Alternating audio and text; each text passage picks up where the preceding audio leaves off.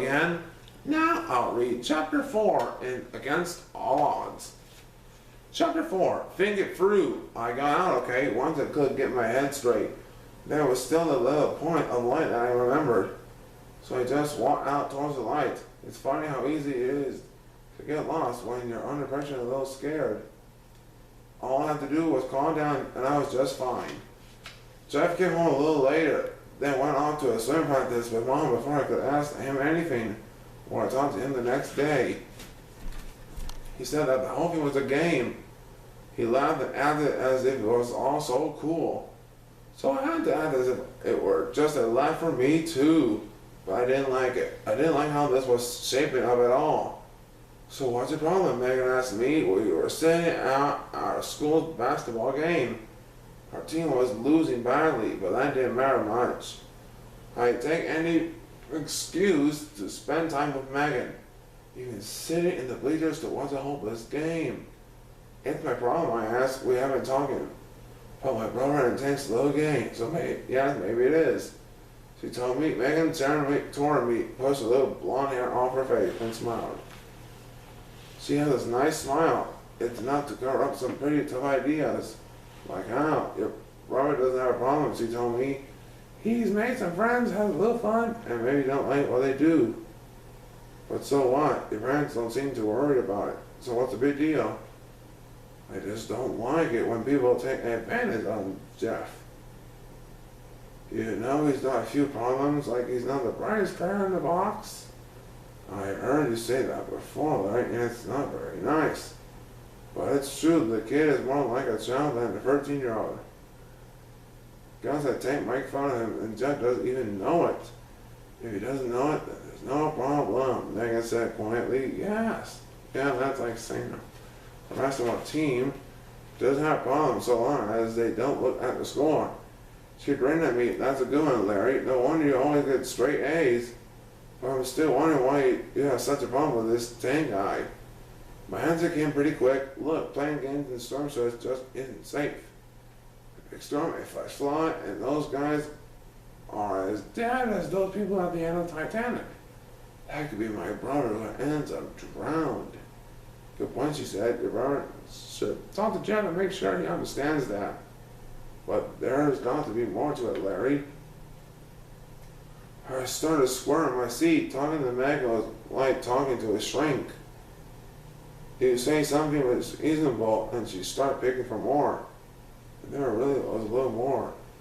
It was 7 or 8 years ago when we were all little kids. Tank and I were the same age, and back then we were about the same size. He lived about 2 houses away from us then, and we used to play together the way kids do. Tank wasn't so much a bully back then, either. He was a short, stocky kid, but I called him by his real name, Tommy. One day we were playing outside, some game with lasers and falling dead. And I was supposed to be looking after Jeff. My parents had gone off to the mall for a bit and left me in charge. I felt pretty grown up, even though I was all of 8 or 9 years old. Anyway, Tank and I were playing, and Jeff kept wanting to join in. He was only 5 or 6 years old, but he acted a lot younger. Me play, he shouted. But it took a long time to explain the game to Jeff, and then he messed it up. I used to get pretty embarrassed about that, about how much trouble he had for a stupid little game. Let your brother play, Tank said. Me play, Jeff agreed. So I went along with it. We tried to keep the game going. But Jeff kept on dying too soon. Or he shoot his legs into the slide and wait for us to fall dead. He just didn't get it. Your brother's a real dummy, ain't he? Tank said.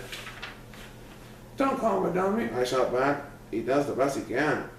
Yeah, well, he's still a dummy. I told you not to say that word, as you could predict. We got into a fight. It was a little kid fight. Lots of pushing and kicking and punches that didn't connect. But then I fell down. And Tank got on top of me and started punching my head. That's what my parents saw when they pulled into the drive. So little Tommy Tank wasn't welcome at our house after that.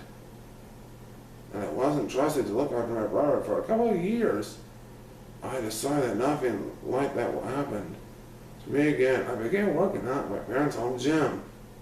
At the same time, I started growing taller. By the time I was 12, there was no way I'd ever lose a fight to Tank again. But it didn't mean I ever forgave him for that day. That's what told Megan all of it. So now it makes sense, she said.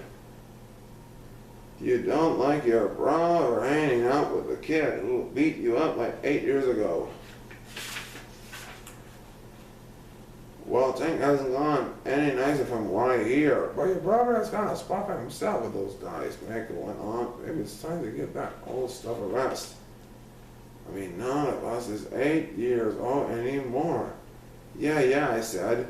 Megan took my hand in hers and smiled at me. Thanks for talking about it, Larry. I like you a lot more when you talk about things than you when you go around acting like a tough guy.